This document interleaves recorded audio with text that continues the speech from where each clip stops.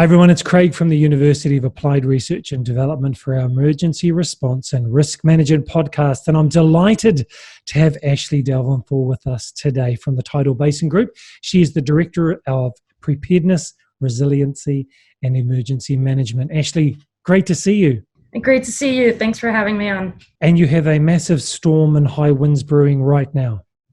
We do, actually. Yes, more wind than rain, but we do. I really appreciate you being with us today. I'd love for you to share with our students and our listeners about your role and what you do. So my role, I'll tell you a little bit about Tidal Basin Group first, and then I'll tell you about my role. Tidal Basin Group is an emergency management consulting company, and we support our clients. Primarily, it's government. We support our clients in every phase of emergency management or in disasters. So in the beginning, prior to a disaster occurring, our preparedness group will work with the clients. That's the group that I fall into. But we also have workers that work with mitigation. We have a very large recovery group.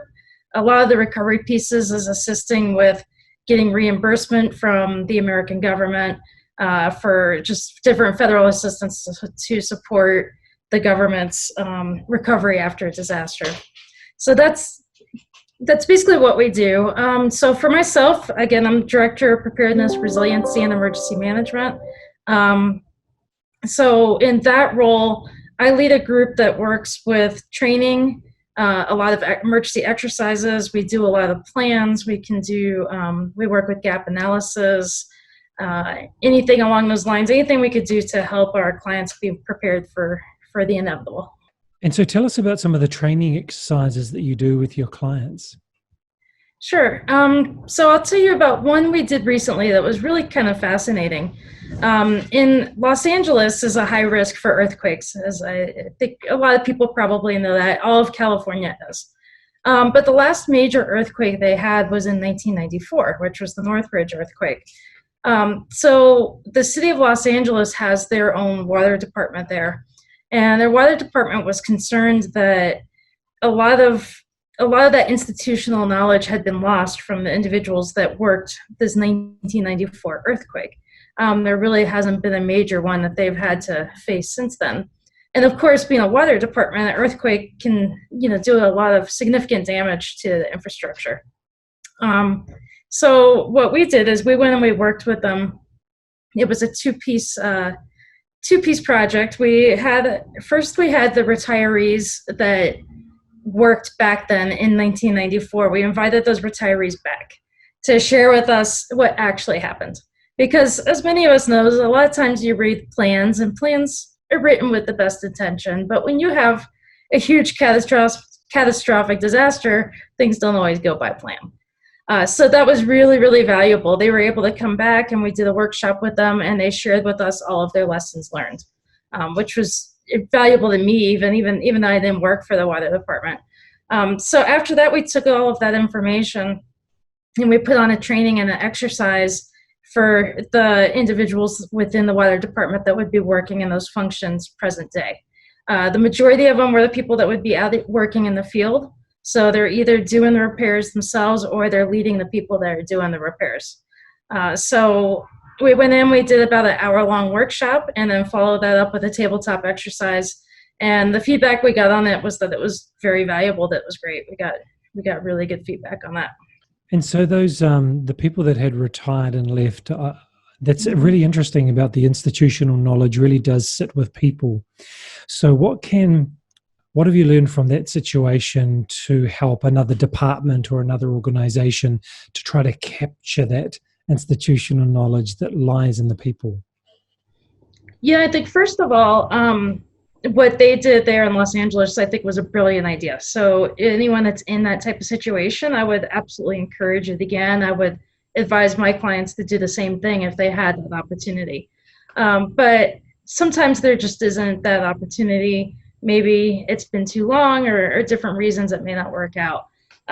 So I guess the best thing to recognize is that any event that you're experiencing now, whether it's COVID, of course, we're all dealing with that, but just, a natural disaster or a man-made disaster, anything that you're dealing with right now, at some point, time's going to pass, and the majority of the people that are working on that disaster are going to move on. Either they'll move to other jobs, or they'll retire, or they'll go along their way. So I think the best we can do to really capture those lessons learned, we talk about that a lot, and we write after action reports, and we do all of that.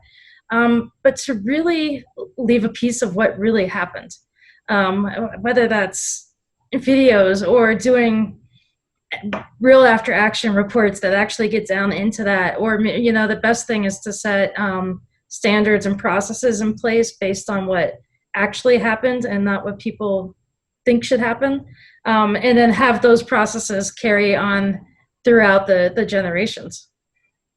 Yeah, that's good. Hey, tell us how you came to be with the Tidal Basin Group, and tell us a few of your experiences, your pathway to get there. Sure. So I will reach way back, first of all. I grew up in Miami, Florida, just outside of Miami.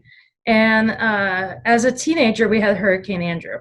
So Hurricane Andrew, many people may be familiar with, but if you're not, it was a Category 5 hurricane, completely destroyed everything. In many, many areas was nothing but foundation standing. It was a tornado. As a teenager, I'd seen tons of hurricanes. I had never seen anything like that. And it was tough to deal with. But I remember seeing people come in to help. And I thought, you know what, I want to do that one day. And just kind of put it in the back of my head. And then, really it didn't become a career goal at that time, but it was just interesting. I wanted to be the one coming in to help. So fast forward many years later, I got involved with the American Red Cross as a volunteer, just because I wanted to do it. I never expected it to be a career path. And one day they offered me a part-time job, and I thought, well, when I said I'm doing this, I may as well get paid for it. So they hired me part-time. That very quickly turned into a career. Went to college, got a degree in emergency management, and built a career from there. Throughout those years, that's been 17 years now. Throughout those years, I was fortunate or unfortunate, depending on how you look at it. I spent the majority of my career in New Orleans. I was there for Katrina. I was there for many other hurricanes and floods. I was there for the Deepwater horizon. So of course, not necessarily the best thing, because they're all tragic, incidents that occurred. But for my career, I was able to get experience that I would have never gotten anywhere else. Incredible amount of experience. So those are two powerful experiences. Yeah, very much so. So from there, I no longer live in New Orleans, but from there, I've really focused my career on taking the things I've learned in those big significant events and trying to support whatever community that I've worked in from those lessons learned. Most recently, prior to coming to Tidal Basin, I worked for Denver International Airport, and I was their assistant director of emergency management.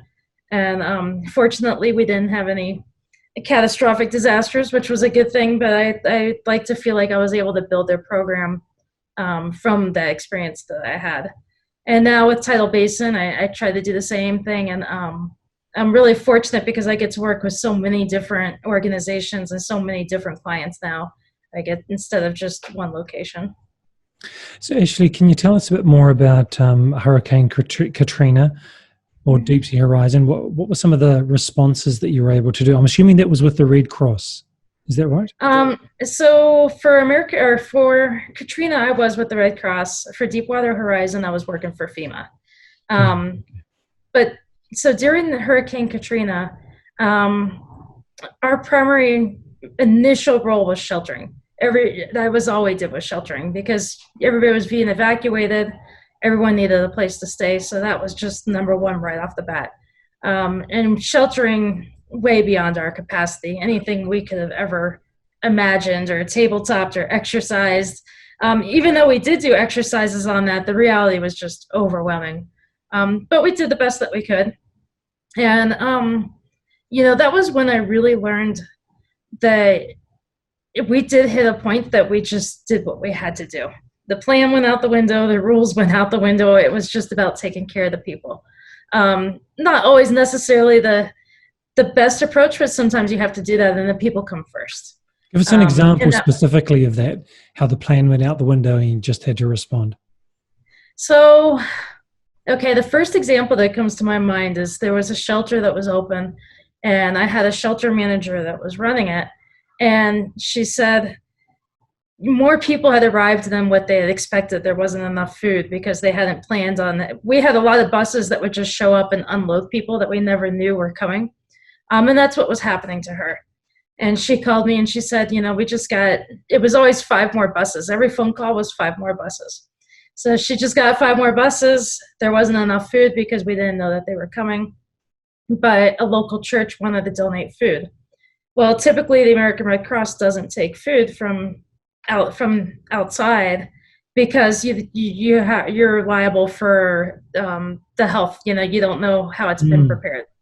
But at that point, this was the day that they were evacuating. I think it was the night of the storm or the night after.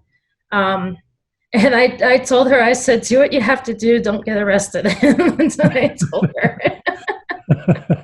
It was, again, I don't always recommend that approach, but sometimes you hit that point. And I think that's where I really learned to just think on my feet, you have to just roll with it and do what you have to do.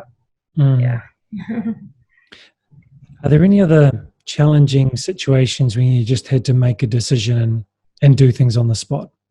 Oh, yeah, I know there were. Now on the spot, and I can't think of them. I may have to come back to that one. Okay. And about Deepwater Horizon, tell us about your role with FEMA there and what you're doing. So for Deepwater Horizon, I actually had most of my role was very kind of behind the scenes. I wasn't on the ground. I wasn't in the middle of it all.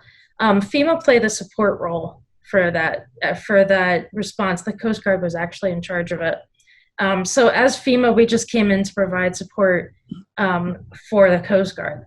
So I was in one of the operations center and I was working on planning.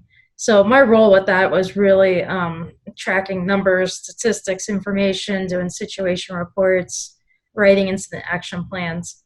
Of course, I was very aware of everything going on in the field, but I was supporting, from the background on that one. Okay. Interesting for our students, particularly doing our bachelor and master's programs, thinking about where their careers could go and understanding that their skill set can be used and the knowledge can be used in a variety of different ways. Yes. They could be working, like you said, in the operations center like you were doing, or they're making on-the-spot decisions about how do we feed 5 busloads of people. And right. It's very different, isn't it? It is very different. I found I started my career with a lot more time on the ground, boots on the ground. And then as I've moved up, I find myself more in those kind of administrative roles, and now as a consultant even more so. But prior to that, you do move throughout to where sometimes you are wearing the mud boots and going through the floodwaters and handing out meals. And then there's other times that you're in the background and you're doing that coordination piece, which is so important. You have to have that coordination, somebody that's there, or not just somebody, but a team that's there, putting all the pieces together, looking ahead, making plans for the next 24, 48 hours. So I can imagine when you're in a situation like that, it's very high pressure. There's a lot of things going on, a lot of moving parts.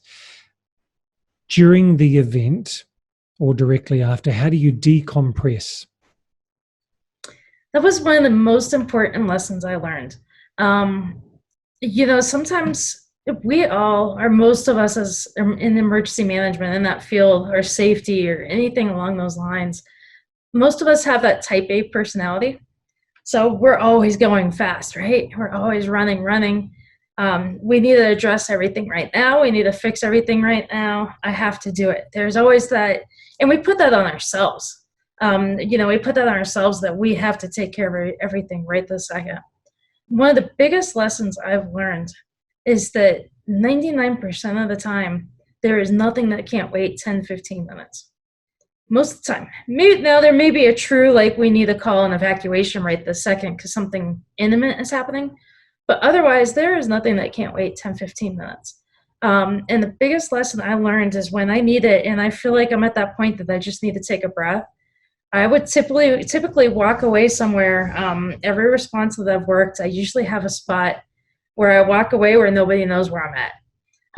I will usually tell one person how to find me just in case, but I'll go walk away over there and take my 10, 15 minutes by myself. Usually grab a notepad, because that's when all the things I remember that I need to address or do, I start to remember them when I get that few minutes of silence. So I can, I'll spend some time writing, or I may just get on my phone and look at Facebook for a few minutes. But anything just to take that time out, it does wonders. You work and you function so much better when you do that.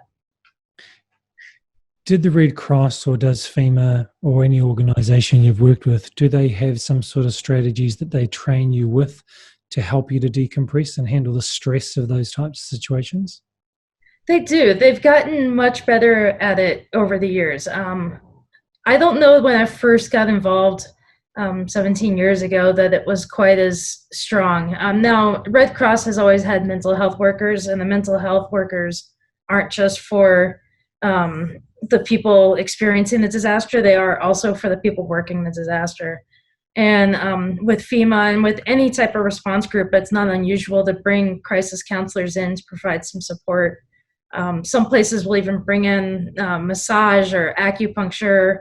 I've seen therapy dogs, all types of things. So that's definitely been around for a while. But as far as real training, as like you said, how to decompress and how to kind of work on the emotional piece, and how to process it, especially moving forward, after the event, when you're, dealing with everything that you've worked through, I think they've come a long ways with that. It's much, much better now. Yeah. So for our students and our graduates recently graduating, or people that are new to the industry, or like you, maybe a teenager, they're involved in something and they think, I want to be involved in this. I want to make this my career. What sort of advice would you give them to start strong? So get as much experience as you can and meet as many people as you can. The emergency management industry is a small world. It's a small industry, and that is true no matter where you go throughout the world. Most of the people, or maybe not most, but a lot of the people that I work with today are people I've worked with for the past 15 years plus. Most of us that have been in the industry, at least in the United States, for a long time, we all know each other. And the other countries have been around, it's the same way. The reason why is because even though it's a growing field, it's still a very specialized field. So it's not like, let's say, a nurse where you may have 5,000 nurses in one city, So I could say for all of Colorado, there's probably less than 100 people in emergency management, and that's including all of the private sector as well.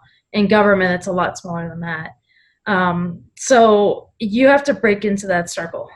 Going to school is very important. You have to go to school. You have to have that knowledge, that background, that degree. But while you're doing that, take every opportunity you can to meet people, to shake hands, sit in on seminars if you can, go volunteer. Anything you can do to get yourself out there and get that hands-on experience and to get yourself known. Yeah, that's really powerful. I think most of the other guests we've had on the show, they've mentioned volunteering. Mm-hmm. No one's mentioned building their network though. So that's a powerful piece of advice. Thank you for that. You're welcome. So where did you do your studies? Tell us about that.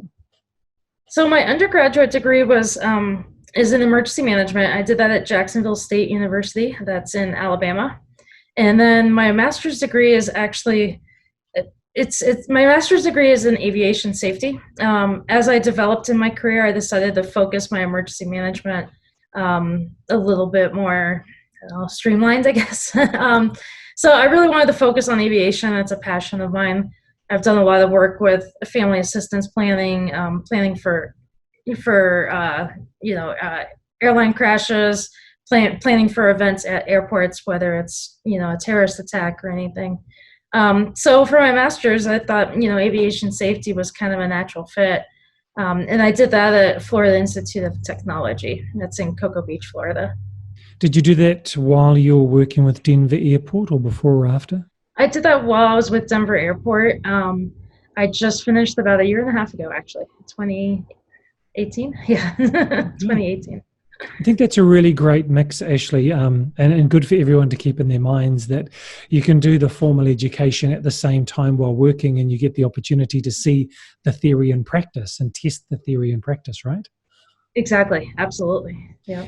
Ashlee, I really want to thank you for your time. This has been very valuable, and I hope you stay safe this evening with the storm. And thank you. I enjoyed it.